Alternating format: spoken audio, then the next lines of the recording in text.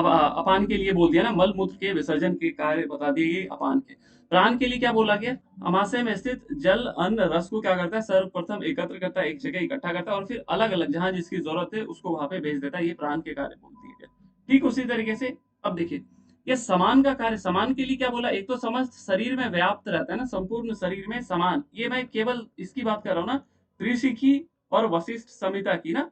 बाकी अगर पूछा जाए किसी और टेक्स्ट का रेफरेंस तो वहां पे व्यान होगा, इस बात का ध्यान दीजिएगा, और यहाँ से क्वेश्चन बनने की संभावना है। तो शरीर का पोषण के लिए समान रिस्पॉन्सिबल है ना, समान वायु के द्वारा संपन्न होता है शरीर का भरण पोषण। अब नाग के लिए क्या बोला गया? नाग डकार के लिए उद्गार हम लोग पढ़े थे, उद्गार। और ये कहाँ व्याप्त रहता है? त्वचा और हड्डी में ना, त्वचा और हड्डी आदि में प्रतिष्ठित। तो जगह इसका मिल गया। नाग की बात करें ना, ये कल मैं पूछूं कि नाग का स्थान त्रिशिखी के अनुसार कहाँ बताया गया, तो ये मत बोलिएगा कि उद्गार ही पढ़े थे स्थान का। अब जो आज नहीं आए, दीपक जी नहीं आए, उपमा जी नहीं आए, उनको पता ही नहीं चलेगा कि नाग का कोई स्थान भी बताया गया। तो ये जरूर याद रखिएगा ना कि नाग त्वचा अस्थि में बताया गया त्रिशिखी ब्राह्मण के अनुसार, और इसका कार्य उद्गार, नेत्रों का उन्मीलन हम लोग हमेशा पढ़ते आ रहे हैं, कुर्म का काम है ना? अब क्रिकल का भूख बोल दिया, क्रिकल भूख। हाँ। अब देवदत्त का निद्रा, देवदत्त एक और हम लोग देखते हैं, याद है देवदत्त के लिए क्या मिलता है कहीं पे? सर जम्हाई। जब माई मिलती है। अब धनंजय कहाँ रहती है? मरने उपरांत भी शरीर में व्याप्त रहता है ना। तो एक ही चीज बताया गया यहाँ पे, जो जगह थी नाग के लिए त्वचा और हड्डी में बोल दिया ना। तो ये अब देखिए, किसी और का हम लोग को नहीं मिला ना, कुर्म का स्थान नहीं बताया, केवल उसका कार्य बता दिया, क्रिकल का कार्य बता दिया, देवदत्त का कार्य बता दिया। लेकिन एकमात्र नाग ही है जिसका आपको क्या देखने को मिला? स्थान भी मिला, इसलिए ये ज्यादा इंपॉर्टेंट है ना। इस तरीके से आप सोचना स्टार्ट कीजिए। अब आगे यहाँ पे हम लोग एक चीज यूनिक देखते हैं कि किसी भी नाड़ी शोधन के अभ्यास के दौरान ना हम लोग मुद्रा का इस्तेमाल नहीं देखते, केवल आपको वहां पॉस्चर मिलती है और सामान्य हम लोग अनुलोम विलोम करते हैं। यहाँ पे एक चीज बताई गई, यहाँ पे आपको क्या करना है, एक तरीके से योग मुद्रा। अब योग मुद्रा सर्च कीजिएगा तो बहुत तरीके की वो देखने को मिलेगी ना, कोई बहुत लोग अपने अपने तरीके से बताते हैं। तो यहाँ पे आपसे ये नहीं पूछा जाएगा योग मुद्रा। हो सकता है अगर कोई रेफरेंस देखे, ये आपसे वाइवा में पूछेगा, एग्जाम में नहीं पूछेगा कि कैसे मुद्रा होती है। बस ये याद रखिएगा आपको क्या करना है, योग मुद्रा लगाना है ना, योग मुद्रा लगा करके वही सेम प्राणायाम करना है जो हम लोग करते हैं। योग चूड़ामणि उपनिषद में जो हम लोग कितने प्राणायाम, कितनी अवस्था देखे थे? 3 देखे थे ना। तीनों का रेशियो कोई बताएगा? सर 12:16:10 था, फिर इंटू 2 करके, फिर इंटू 3 करके अवस्थाएं थी सर। बढ़िया। यहाँ पे फिर इसी का डबल तीन और फिर अवस्थाओं में अलग अलग बताया था सर ना, है ना? ये 24 12, 32 16, 20 10, 24, 32, 20 और 36, 48, 40। 40 ना। अब देखिए, यहाँ पे 3 अवस्था मिल गई, और यहाँ पे जो हम लोग देखे थे इसको 12 मात्रा प्राणायाम बोलते हैं योग चूड़ामणि उपनिषद के अनुसार। लेकिन हम लोग जो ऑथेंटिक पढ़ते हैं ना 1:4:2, जो अन्य सारे जगह भी देखते हैं, वो क्या रहता है? 16, 64 और 32 ना, ये देखती है। अब देखते हैं, अब यहाँ पे भी वही चीज बोला गया ना, क्या बोला गया? तदंतर 16 मात्रा से इड़ा से बाई नॉस्ट्रिल से क्या करना है? इनहेल करना है, फिर 64 मात्रा तक कुंभक करना है और 32 मात्रा के साथ उसको एक्सेल कर देना है। और इस प्रकार बार बार क्रम एवं विपरीत क्रम ना, जो इधर से किए, इधर 16, यहाँ रुके 64 और एक्सेल किए 32, और इसी के विपरीत भी आप करेंगे ना। और इस तरीके से करते हैं तो क्या होता है कि समस्त नाड़ियां वायु से परिपूर्ण हो जाती है ना। ये सारी सारी नाड़ियों में मल शोधन हो जाता है ना एक तरीके से। और नाड़ी शोधन इसीलिए इसको कहते हैं क्योंकि आपकी नाड़ियां मल से रहित हो जाती है। ये थोड़ा सा यूनिक बातें बताएगी, इसको ध्यान दीजिएगा, क्योंकि इसकी कंक्लूजन आपको लास्ट में मिलेंगे ना, जब ये उपनिषद खत्म होगा तो वहां पे मिलेगा। क्या बोला गया कि जब आप ये करते हैं, क्या करते हैं, नाड़ी शोधन प्राणायाम करते हैं, तो इससे क्या होता है कि हृदय रूपी कमल विकसित होकर ना, यहाँ पे आपके अनाहत चक्र की बात की जा रही है। हृदय रूपी कमल जो होती है विकसित होकर स्वच्छ और स्पष्ट हो जाता है, और उस स्थान पर परम तत्व परमात्म स्वरूप निष्पाप वासुदेव के दर्शन स्पष्ट रूप से होने लगते हैं ना। तो यहाँ से क्वेश्चन क्या बनेगा कि त्रिशिखी ब्राह्मण उपनिषद के अनुसार नाड़ी शोधन के बाद एक तो पहले बनेगा किस स्थान पर वासुदेव के दर्शन होते हैं, एक दिक बनेगा। दूसरा क्या बनेगा, हृदय प्रदेश में किसके दर्शन होते हैं, वही ब्रह्मा विष्णु रुद्र और वासुदेव दे देगा ना। और ये जरूर याद रखिएगा, निष्पाप वासुदेव, क्योंकि ये वासुदेव आपको आगे भी दिखने वाले हैं जब हम लोग इस उपनिषद को कंक्लूड करेंगे तो ना। ये याद रखिएगा, निष्पाप वासुदेव के दर्शन होते हैं हृदय प्रदेश में, कब? नाड़ी शोधन के पश्चात त्रिशिखी ब्राह्मण उपनिषद के अनुसार ना। अब वही सेम चीज 4 बार आपको इस चीज का अभ्यास करना है। 80 मात्रा तक। जब आप ये चीज प्रैक्टिस करते हैं, इसके एक दिन अभ्यास करने से क्या होता है, सभी पापों का या पापों का शमन हो जाता है ना। हम लोग ने पद्मासन का क्या लाभ देखा था त्रिशिकी ब्राह्मण के अनुसार? और वो व्याधि तो सर व्याधि विषा पहल व्याधि विषाप ना, मतलब विष का भी नाश करता है और व्याधि का। अब देखिए, तो जब आप ये क्या बोलेगा कि एक दिन नाड़ी शोधन के अभ्यास से या एक दिन नाड़ी शुद्धि करने से क्या होता है, पापों का शमन होता है ना।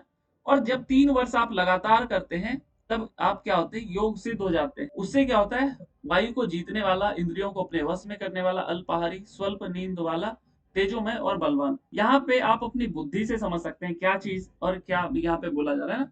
पहली चीज कि एक तरीके से आपको कहा जा रहा है कि नाड़ी शुद्धि कितने समय में होगी ना। और अभी पहले ध्यान से सुनिएगा, नाड़ी शुद्धि का समय वैसे इस तरीके से पूछेगा नहीं, ये मैं आपको अपने विवेक के अनुसार कह रहा हूँ समझने के लिए ना, कि नाड़ी शुद्धि का समय इनडायरेक्टली कितना बोला गया, 3 वर्ष। और ऐसा क्यों? क्योंकि ये सब नाड़ी शुद्धि के चिन्ह ही हम लोग बहुत जगह देखते हैं ना। इंद्रिय जय, इंद्रियों को वश में करने वाला, अल्पाहारी हो जाते हैं, स्वल्प नींद वाला ना, आप अपने नींद को कंट्रोल कर लेते हैं, बलवान हो जाते हैं, तेजोमय हो जाते हैं, और वायु के जीतने वाला, यथेष्ट धारणम वायु ना। ये एक तरीके से कह सकते हैं कि ये आपके नाड़ी शुद्धि के चिन्ह है। ऐसे करके कभी पूछेगा नहीं, लेकिन आप ये ध्यान दीजिएगा कि 3 वर्ष में ये सारी चीजें होती है ना। तो क्वेश्चन ये बनेगा कि कितने वर्षों में त्रिशिकी ब्राह्मण के अनुसार नाड़ी शोधन करने से इंद्रियों को वश में करने वाला, अल्पाहारी, वायु के जीतने वाला हो जाता है। ये भले बन सकता है, तो ये 3 वर्ष में होता है। और जब आप एक दिन करते हैं ना, एक दिन करने से आपके पाप का शमन हो जाता है, पापों का नाश हो जाता है। अब इसी में और आगे क्या बोला गया, दीर्घायु हो जाता है ना, मृत्युजय कर लेते हैं या दीर्घायु हो जाते हैं। जब अधम प्राणायाम, पसीना आना, मध्यम में कपकपी और उत्तम में शरीर ऊर्ध्व की उठता है, मतलब आसन को छोड़ करके ऊपर उठता है ना। अधम कोटि का यहाँ पे लाभ बताया गया। जनरली हम लोग अधम कोटि के पसीने देखते हैं ना, कनीयसी भवेत स्वेद ना, हम लोग हठ प्रदीपिका में देखते हैं ना कि जो अर्ध अधम प्राणायाम होता है उससे पसीने निकलते हैं। और यहाँ पे उसका क्या बोल दिया गया, इससे कुछ किसके कुछ लाभ भी बताए गए ना। अधम कोटि प्राणायाम से क्या बोला है कि आदि व्याधि ना, इससे क्या होता है, आदि व्याधि और संपूर्ण पापों का विनाश होता है। मध्यम प्राणायाम से, मध्यम कोटि के प्राणायाम से क्या होता है, महाव्याधि, इसमें आदि व्याधि बोल दिया। व्याधि किसको, आदि किसको बोलते हैं, सर मानसिक रोग मानसिक रोग बोलते हैं ना। तो आपको शारीरिक और मानसिक रोग क्या होते हैं, नष्ट हो जाते हैं, और संपूर्ण पापों का भी नाश होता है। किससे, अधम प्राणायाम से। मध्यम से महाव्याधियों का नाश हो गया, और इसमें भी पाप एवं समस्त रोग समाप्त हो जाते हैं ना। तो अब देखिए, यही चीज यहाँ पे लिख दिया, यही चीज यहाँ पे लिख दिया, तो यहाँ से संभावना बन है ना। क्योंकि ऐसे क्वेश्चन कभी भी नहीं बनाते हैं जिसमें क्या कॉन्फ्लिक्ट ऑफ इंटरेस्ट हो ना, जिसमें ऑप्शंस में थोड़ी सी भी वो हो। तो ऐसा क्वेश्चन यहाँ से नहीं बनेगा। लेकिन याद रखिएगा, इसमें लाभ बताया गया ना। और उत्तम प्राणायाम के अल्प निद्रा वाला, अल्पमूत्र वाला, मलमूत्र वाला, लघु शरीर वाला और अल्पाहार हो जाता है ना। ये मोटा मोटी आपके वही नाड़ी शुद्धि वाले चिन्ह जो भी हम लोगों ने पढ़ा। अब और क्या होती है, इंद्रिया एवं बुद्धि तीव्र हो जाती है, और योगी तीनों कालों को जानने में समर्थ हो जाता है ना। ये उतना इंपॉर्टेंट नहीं है, बस ये याद रखिएगा कि यहाँ पे इसके लाभ बताए गए हैं प्राणायाम की अवस्थाओं के। संध्या वंदन करते समय ये 3 जगह क्या बोला है, प्राण को धारण करने का। कहाँ कहाँ, एक नाभिकंद, दूसरा नासिका के नासाग्र या नासिका के नासिकाग्र और अग्रभाग, और दोनों पैरों के अंगूठों में। कब करना है, संध्या वंदन के समय प्राण को धारण करनी है ना, मतलब आप उसका ख्याल करेंगे, वहां पे प्राण का धारण करेंगे। ये बात याद रखिएगा, कहाँ कहाँ संध्या वंदन के समय त्रिशिकी ब्राह्मण उपनिषद के अनुसार कहा गया है। तो ये 3 जगह, नाभि मूल, नासिका के अग्रभाग और दोनों पैरों के अंगूठे। कि नासिका के अग्रभाग में जब प्राण को धारण करते हैं, उससे क्या होता है, दीर्घायु एवं शरीर की लघुता ना। तो यहाँ से क्वेश्चन अभी तक जो पढ़े ना आज, इसलिए ज्यादा चांसेस है, सबसे ज्यादा यही से कि त्रिशिकी ब्राह्मण उपनिषद के अनुसार नासिका के अग्रभाग पे प्राण धारण करने से क्या होता है ना। यहाँ पे ये याद रखिएगा, एक फल बता दिया गया ना। एक तो पहले बोल दिया 3 जगह करने, एक नाभि कंद, नासिका के अग्रभाग और पैर के अंगूठे। अब यहाँ पे नासिका के अग्रभाग पे प्राण धारण करने का फल बता दिया गया। तो एक तो दीर्घायु और शरीर की लघुता, हल्कीपन होती है ना, ये जरूर याद रखिएगा। अब आगे फिर क्या बोला गया, ब्रह्म मुहूर्त में जिह्वा द्वारा वायु को खींचने मात्र से ना, एक तरीके से शीतली प्राणायाम की बात कर रही है ना। जिह्वा से हम लोग शीतली के द्वारा, शीतली के समय में जिह्वा से वायु का पान करते हैं ना। तो इससे क्या होता है, 3 माह में वाक सिद्धि हो जाती है, और 6 मास में महारोग से मुक्ति मिल जाती है ना। तो ये याद रखिएगा, एक तो 2 टाइम बता दिया गया ना, 3 माह और 6 माह, और नासिका। नासिका पे प्राणधार। तो ये दीर्घायु हो गई और शरीर लघुता, 3 मास में आपकी वाक सिद्धि और इसमें महारोग से मुक्ति ना। ये बहुत इंपॉर्टेंट मैं बोलूंगा इसको। और हम लोग का ना अभी इसमें थोड़ा ज्यादा समय लग रहा है, क्योंकि ये मान के चलिए हम लोग का बेस बन रहा है ना। तो अगर आप यूनिट 5 और यूनिट 3 पे जितना ज्यादा समय देंगे ना उतना बेहतर होगा, क्योंकि रिवीजन करने में आपको उतना समय नहीं लगेगा जितने अच्छे से अगर आप अभी पढ़ते जाएंगे ना। और इसमें थोड़ा समय आपको वैसे भी देना चाहिए, क्योंकि अगर आपने क्वेश्चन के पैटर्न देखे होंगे तो बहुत क्वेश्चन आपके इसी से बनते हैं ना। और यूनिट 4 जो योग सूत्र है वो आपको पूरा पूरा रटना ही है ना। तो आप क्या कीजिएगा, हर दिन 10 श्लोक उसको आप पढ़ते जाइएगा ना। किसी दिन उठे 10 श्लोक पढ़ लिए, किसी दिन उठे, और उसको रेगुलर आप रखिएगा। वो बहुत हद तक रटने वाला है ना। ये विधि बता दी गई और सन्मुखी मुद्रा का एक लाभ बता गया, इससे मन वशीभूत होता है या आप अपने मन को वशीभूत कर लेते हैं ना। अब शरीर के 18 मर्म स्थान, हम लोग कहीं और पढ़े थे ये चीज। यहाँ पे एक दो चीज आपको थोड़ा सा अजीब दिखेगा, लगेगा ये दोनों तो एक ही है, ये क्यों है? ये रिसर्च का एक तरीके से विषय है, लेकिन आपको उसी तरीके से याद करना है ना। क्या बोला गया देखिए, पैर का अंगूठा, एड़ी, जांग का मध्य भाग और उरु का मध्य भाग। अब हम लोग जानते हैं उरु जंगा को ही बोलते हैं, जांग भी जंगे को बोलते हैं ना। अब दोनों का मध्य भाग कैसे हो तो ये याद कीजिएगा। अगर संस्कृत में देखेंगे तो वही चीज यहाँ लिखी ना, मध्य उरुच उरुस उरोच ना। उरु का मध्य भाग, और ऊपर पे देखेंगे तो जंघा मध्यम ना, जंघा का मध्य भाग। और जंघा और मध्य में वशिष्ठ संहिता के अनुसार कौन सा जंगा जंगा और उरु में कौन सा प्राण रहता है वशिष्ठ संहिता के अनुसार? ये याद रखिएगा, अपान आपका दोनों रहता है वशिष्ठ संहिता के अनुसार मैं बात करूं। अगर यहाँ पे त्रिशिकी ब्राह्मण के अनुसार बात करें, अब देखिए हो सकता है यहाँ से क्वेश्चन कैसे बनेंगे, मर्म स्थान आपको दे करके शायद आपसे प्राणों इधर प्राण दे देगा। ये मैं बहुत ज्यादा हाई लेवल की बात कर रहा हूँ, शायद इतना अभी तक नहीं पूछे जाएंगे ना। प्राण का दे देगा इधर, इधर मर्म स्थान दे देंगे 4, और उसके बाद आपसे मिलाने के लिए कह दिए जाएंगे ना। आगे फिर क्या बोला गया, गुदा का मूल भाग, हृदय, उपस्थ, देह का मध्य भाग जो कि नाभि प्रदेश है, फिर कंठ, कोहनी, तालु मूल, नासिका का मूल, आंखों का मंडल, भवों का मध्य, ललाट, मस्तक का मूल भाग, घुटने का मूल भाग, हाथों का मूल भाग। ये एक तरीके से रटने वाला ही चीज है। और 16 आधार लगता है कुछ लोग याद कर भी लिए होंगे ना। 16 आधार और 18 मर्म स्थान। अगर आपके पास बहुत समय है तो इसको याद कर लीजिएगा, तो आपका होगा। हालांकि यहाँ से क्वेश्चन बनेंगे तो वो सबके लिए टफ होंगे ना, सबके लिए टफ होंगे, लेकिन वैसे क्वेश्चंस को अगर आप स्कोर कर लेते हैं तो आपका एक प्लस पॉइंट भी रहता है ना। इसको याद कीजिएगा। अब यहाँ से क्या क्वेश्चन बनेगा, यह किसका लाभ बताया गया ना। पहले तो बोलेगा त्रिशिकी ब्राह्मण उपनिषद के अनुसार यह किसका लाभ बताया गया ना, कि इसके अ, अभ्यास से ना, इसके अभ्यास से आप क्या हो जाते हैं, संसार सागर को पार करने में सक्षम हो जाते हैं ना। तो ये पहले एक तो डेफिनेशन हो गया, एक डेफिनेशन बोल दी ना। अब देखिए, अब ये पूछ लेगा आपसे कि ये क्या है। अब यहाँ पे आप धारणा भी देखेंगे, यम भी देखेंगे, फिर आपको लगेगा कि यह प्राणायाम है कि ध्यान है कि समाधि है ना। एक तो ये डेफिनेशन हो गई किसकी, धारणा की ना। एक और धारणा की डेफिनेशन ऊपर क्या पढ़े थे हम लोग, किसी को याद है? चित्त का निश्चल भाव भी धारणा कहलाती है। अब एक और बोल यहाँ मिल गया ना कि यमादि के द्वारा मन को धारण करना ही क्या बोला गया, धारणा बोला गया। और इसको करने से क्या होता है, आप संसार रूपी समुद्र को पार कर लेते हैं ना। पार्थिवी धारणा के लिए क्या क्या चीज पढ़े थे, याद है किसी को? बताइए जल्दी। तो पार्थिवी धारणा के लिए क्षितिज पढ़े। हाँ, एक पहले उसका जगह बताएं, किस देवता का वहां पे ध्यान था, कैसा कलर था ना, सब बात बताइए जरा। तो पार्थिव धारणा का सर लम है, बीज मंत्र और ब्रह्म है, वर्ण है सर हरिताल, पीला, पीला, और सर स्क्वायर शेप में स्क्वायर है। और इसका लाभ बताया गया था क्षितिजयम ना, क्षितिजय, मृत्युजय स्वयं सो, मृत्युंजय हो जाते ना। पीला रंग बोल दिया, लम बीज मंत्र बोल दिया। कितने देर परिधारणा करनी थी? 5 घटी। 5 घटी। और ये चीज यहाँ पे सब जगह आपको 5 घटी ही दिखती है, लेकिन त्रिशिकी ब्राह्मण में थोड़ा सा अलग बताया गया ना। ये सारी चीजें हम लोग वहां पे देखे थे। और ये लम एक तरीके से पृथ्वी तत्व को भी संबोधित करती है ना।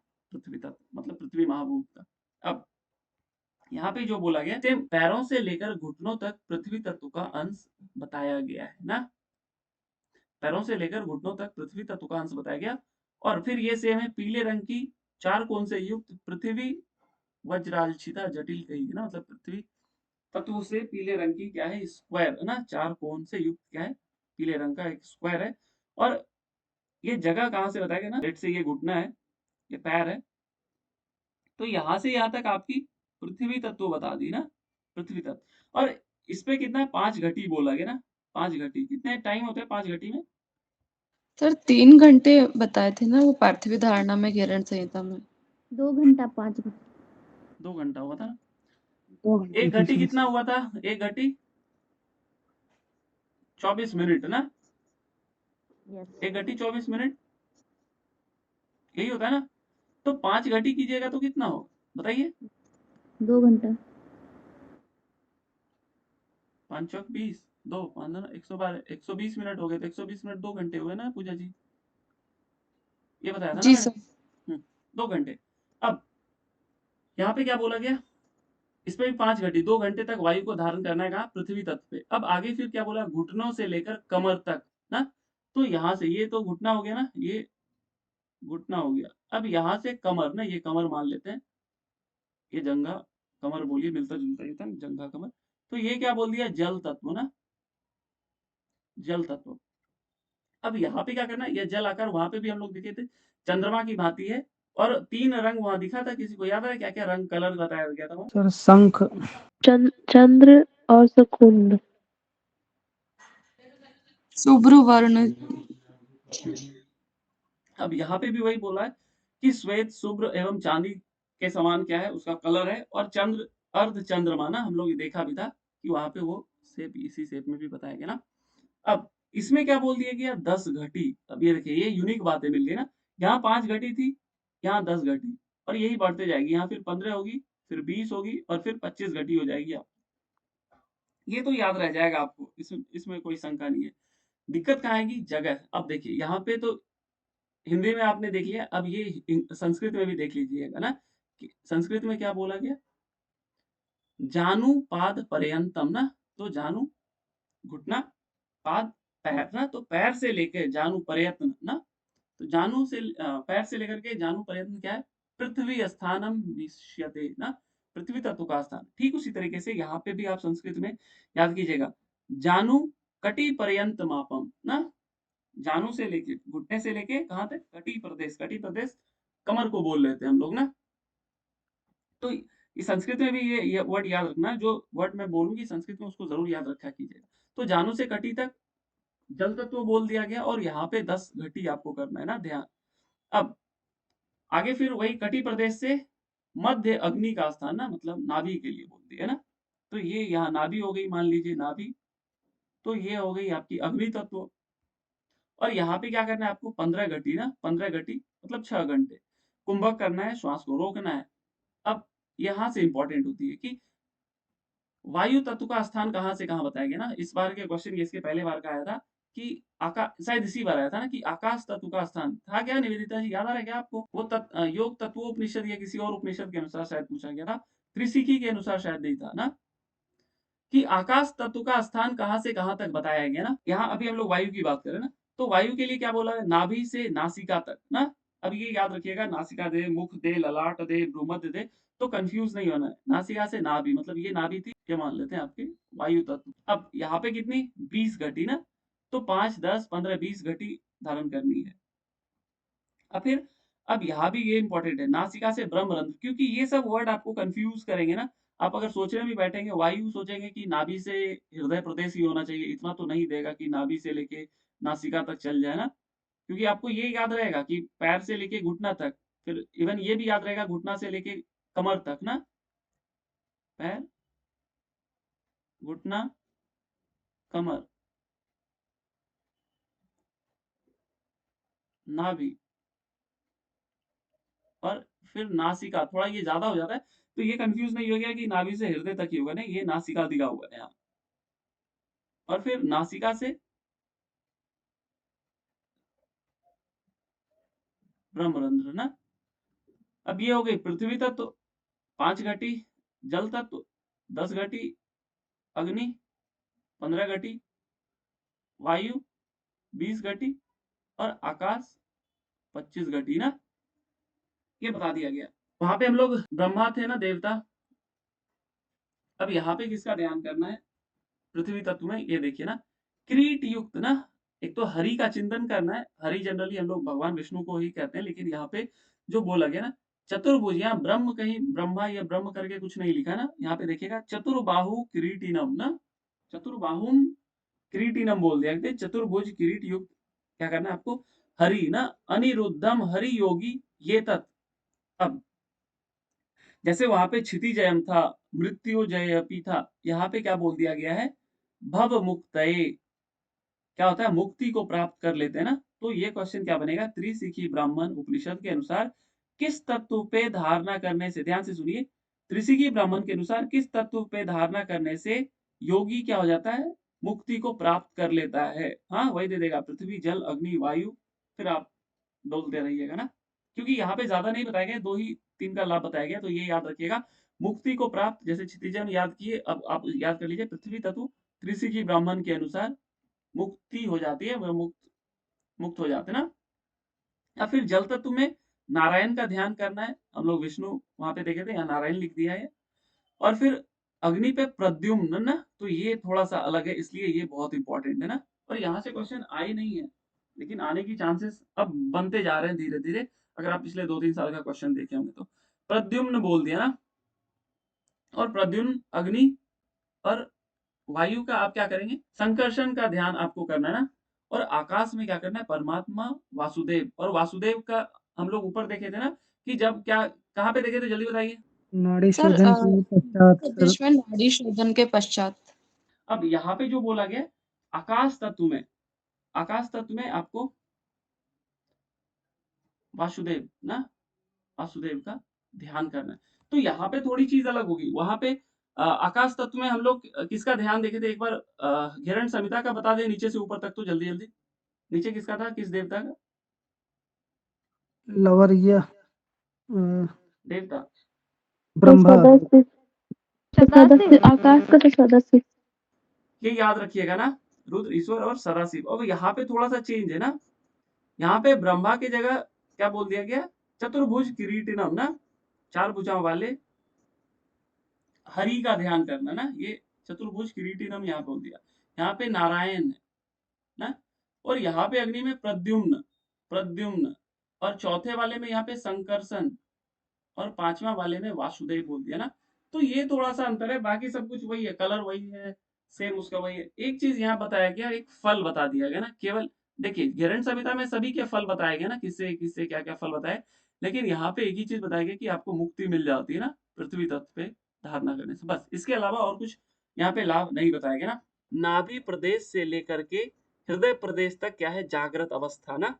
तो यहाँ पे क्या देगा, जैसे अभी मैंने ऊपर दिखा था मर्म स्थान और प्राण दिया था, यहाँ पे भी क्या दे देगा आपको, अवस्था दे देगा और स्थान दे देगा ना।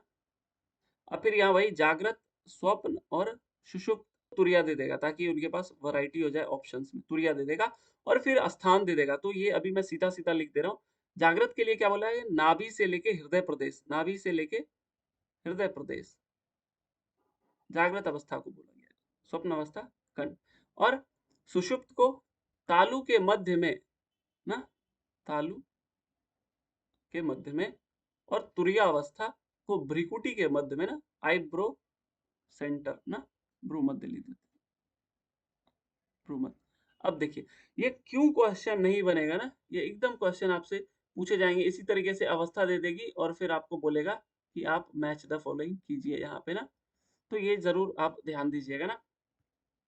अब इसमें और उतना कुछ इंपॉर्टेंट नहीं था ना, फिर भी आप इसको एक बार पढ़ लीजिएगा। हाँ एक और चीज, जो स्टार्टिंग का एक टेबल छूट गया था ना, यहाँ पे क्या बोला गया है, अब इसके कुछ कार्य भी बोले हैं ना, किसके कार्य ये देखिए, और ये पूरा रटने वाला है ना, ज्ञान संकल्प दृढ़ निश्चय अनुसंधान एवं अभिमान, ये आकाश तत्व के कार्य बता दिए गए ना।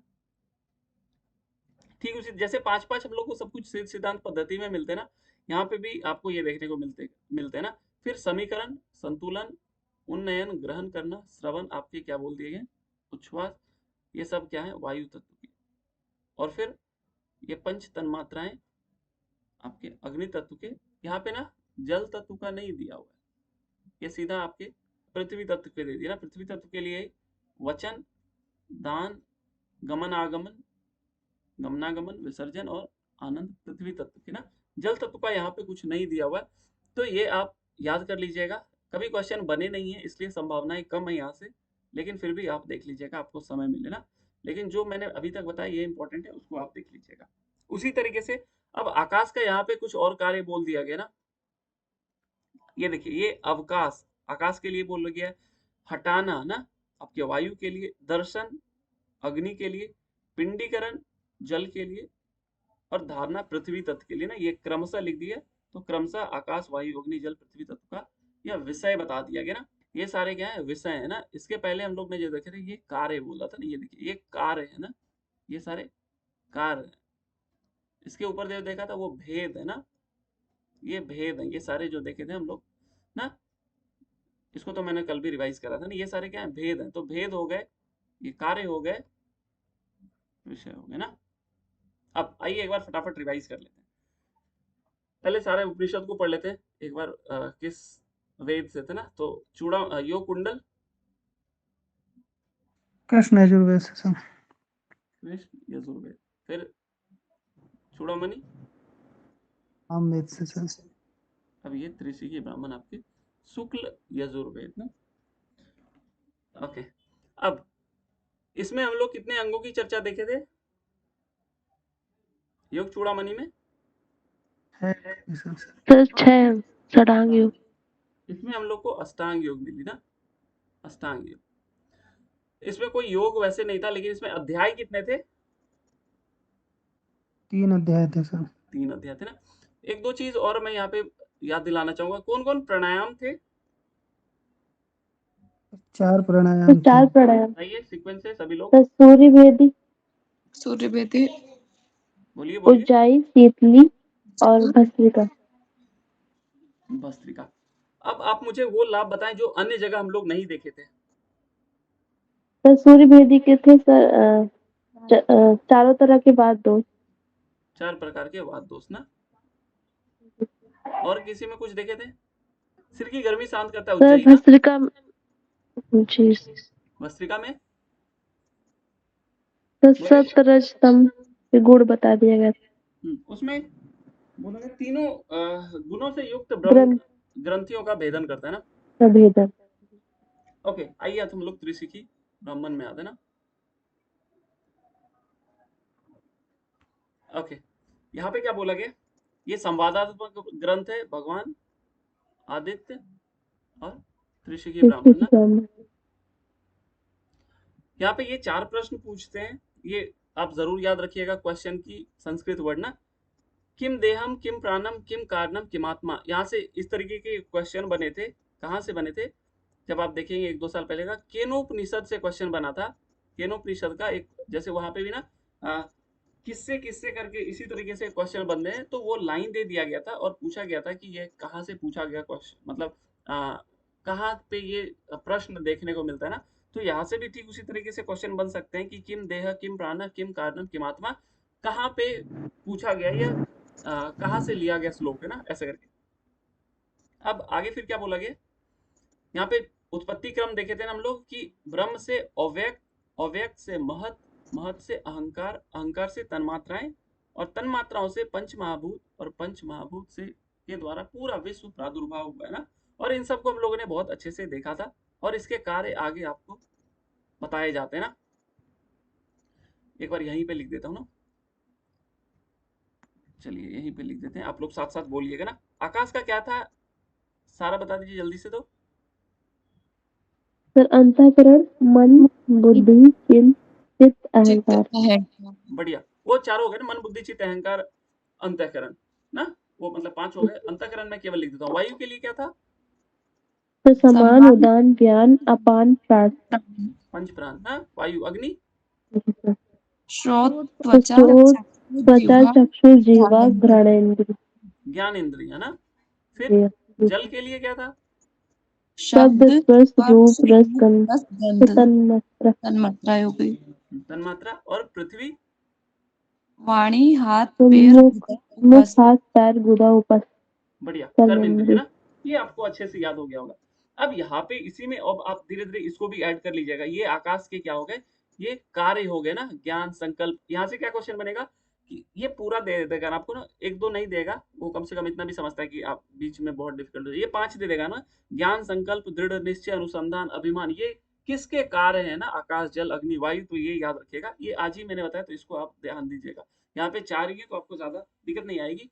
ये आप जैसे ऊपर पे हम लोग ने क्या देखे थे, तो जल का नहीं बताया गया ना? हाँ जल का नहीं बताएंगे।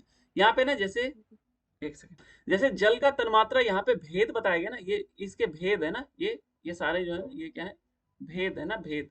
तो तन्मात्राएं जल के भेद हैं, लेकिन तन्मात्राएं ये कार्य किसके कहे गए, अग्नि तत्व के ना, कार्य अग्नि तत्व के हैं लेकिन भेद जल तत्व के हैं, इसको याद रखिएगा ना, ऐसे यहाँ पे बताया गया।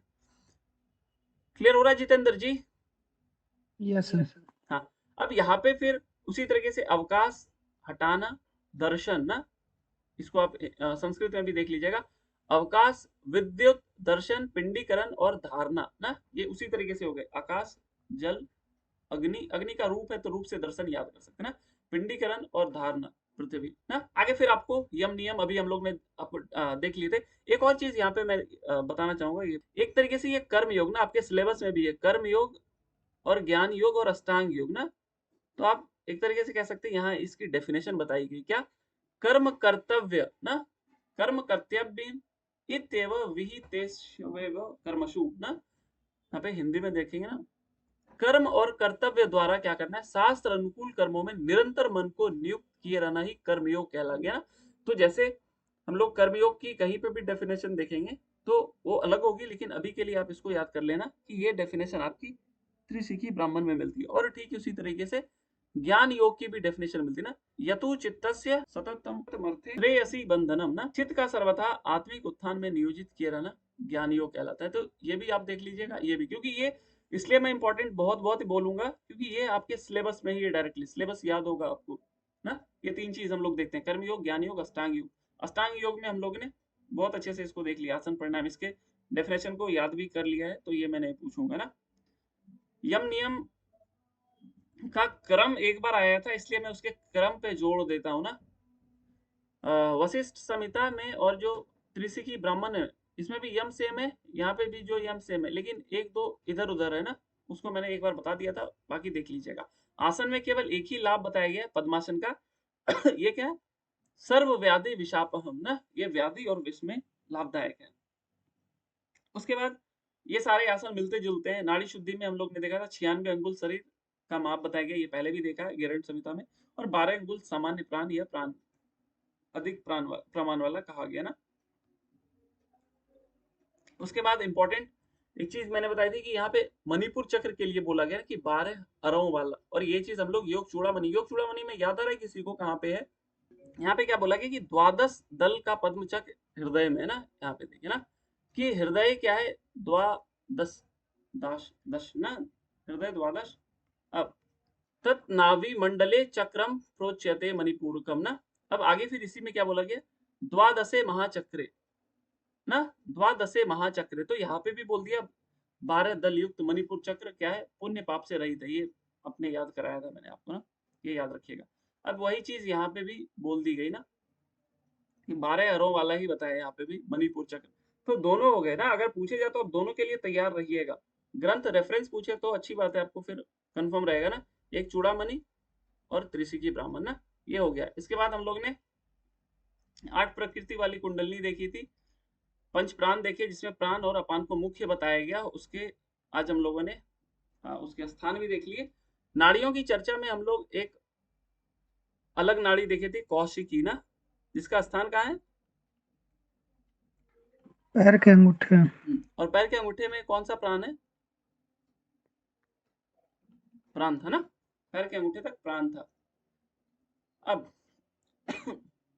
नाड़ी के स्थान आप लोग जरूर याद कर लीजिएगा, स्पेशली ये वाला। अब तो ये याद हो गया, मैंने पहले भी बहुत बार बोल दिया इसको। उसके बाद फिर 5 प्राण में उसके कार्य भी, नाग के स्थान बताए गए थे। नाग का स्थान कहाँ का बताया गया था, त्वचा आस्तीन सर। हड्डी अस्थि और त्वचा में नाक का स्थान बताया गया, जो उद्गार इसका काम है। उद्गार हम लोग देखते हैं, लेकिन स्थान आज हम लोगों को पता। सारे के कार्य देखे, मलमूत्र विसर्जन, अपान वायु का, शरीर का पोषण करना, ये जरूर याद रखिएगा ना। शरीर का पोषण आपके समान का कार्य है, और समान प्राण ही आपके पूरे संपूर्ण शरीर में व्याप्त बताया गया त्रिशिकी ब्राह्मण और वशिष्ठ संहिता के अनुसार ना। और प्राण अपान मुख्य है त्रिशिकी ब्राह्मण और शिव संहिता के अनुसार ना। और नाड़ी शोधन आपको योग मुद्रा लगाना है, ये चीज हम लोगों ने देखी थी, ये थोड़ी सी अलग है तो ये याद रखिएगा। बाकी वही 16, 64, 32 वाला है। और फिर हम लोगों ने धारणा की चर्चा की ना। नाड़ी शोधन के ये देख लिया कितने महीने में क्या क्या होता है ना। एक दिन में पापों का शमन 3 वर्ष तक आप इसको करते हैं तो आप योग सिद्ध हो जाते 3 साल में। पूरी ये चिन्ह आपकी बताई गई ना। उसके बाद हम लोग ने धारणा की चर्चा की थी कि पैर, इसको जरूर याद रखिएगा, पैर से लेके घुटना, घुटना से लेके कटी प्रदेश कमर, कमर से लेके नाभि, नाभि से लेके नासिका है, हृदय नहीं है, ये याद रखिएगा। और नासिका से कहां तक है जल्दी बताएं। नासिका से ब्रह्मरंध्र। हाँ ब्रह्मरंध्र है ना। वहां पे कंफ्यूज करने के लिए हो सकता है आपको आज्ञा चक्र भी दे दे, आपको तालु भी दे दे, कुछ भी दे दे, तो ये याद रखिएगा ब्रह्मरंध्र ना। और ये इसी सीक्वेंस में याद कीजिएगा। बाकी उनके हम लोगों ने देवता देख लिए थे, इसके थोड़े अलग बताए गए बाकी सभी जगहों से ना। तो आज के लिए हम लोग इतना ही रखते हैं। कल से नेटवर्क सही रहा, लाइन ठीक रही तो हम लोग उसी तरीके से क्लास करेंगे। आज के लिए थोड़ा खेद है असुविधा के लिए ना। बहुत बहुत धन्यवाद, आप सभी लोग आए। आपका कुछ क्वेश्चन है? कल हम लोग दूसरा उपनिषद शुरू करेंगे ना। सर कौन सा करेंगे तो थोड़ा रिवीजन करके आएंगे। ये ना कल हम लोग योग तत्व उपनिषद पढ़ेंगे। चलिए पढ़ते रहिए आप लोग सभी लोग इसी तरीके से। धन्यवाद सभी को। सर शुभ रात्रि। शुभ रात्रि।